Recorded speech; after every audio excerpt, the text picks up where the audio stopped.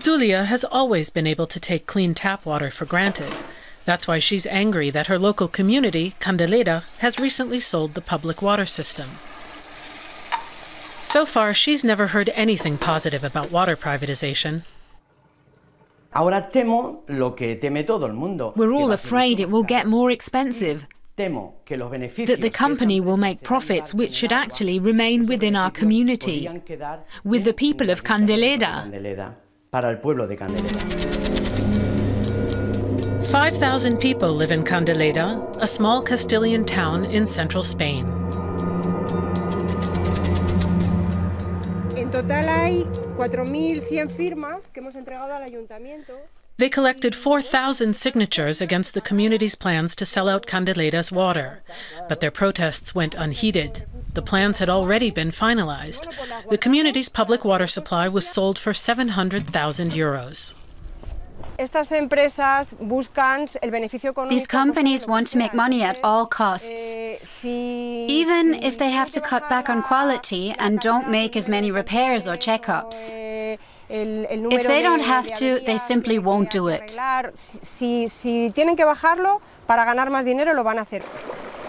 There's no shortage of fresh water in Candelera. It comes from a mountain stream, and its quality is renowned far beyond the town itself. Maintaining the water pipes is expensive. The community can't afford the necessary investments, so local authorities are counting on the financial might and know-how of private companies. We turn to a company for help because our infrastructure is outdated and weak. And we also want to make better use of the water, not just for private households. We want to use it to boost tourism and agriculture and bring Candelera out of the crisis.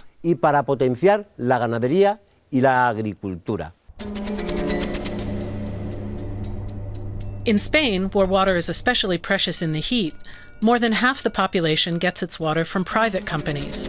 More and more communities are privatizing their water services. It's the big sellout. Pedro Araujo is considered an international expert on water markets. He says the economic crisis in Spain is what's behind the rapid change in ownership within the water sector. The financial sector is converting the crisis, which it actually provoked, into new business opportunities. Now it can put pressure on debt-ridden communities to sell their property or simply anything else to survive these dire financial difficulties.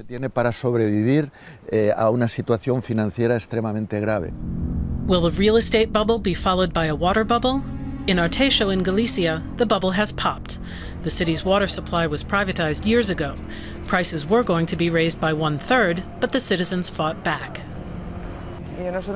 We pay enough already, and the water should be cleaner. Some days it's really dirty. Sometimes it looks more like chocolate than water, and the system breaks down. Water gets lost. It's very bad. The community pulled the plug and backed out of the contract. It argued that the water supplier hadn't done its homework. Only 3 million euros had been invested into the ailing infrastructure instead of the agreed 11 million euros. It was shocking that the company refused to invest even after it had raised the prices by 30%. During our talks, it became clear that they needed the money just to be able to continue. A water supply shouldn't be run like that. We now believe that Arteixo's water supply needs to be 100% public. The water provider in question has now filed for bankruptcy and has declined to comment publicly. It's the same company that the community of Candelera has sold its water supply to, 100%. Obdulia is convinced the town will deeply regret this step in the long run. They sold it for 30 years. Plenty of time for the company to do just what it wants. But Candelera's residents are planning to take legal action.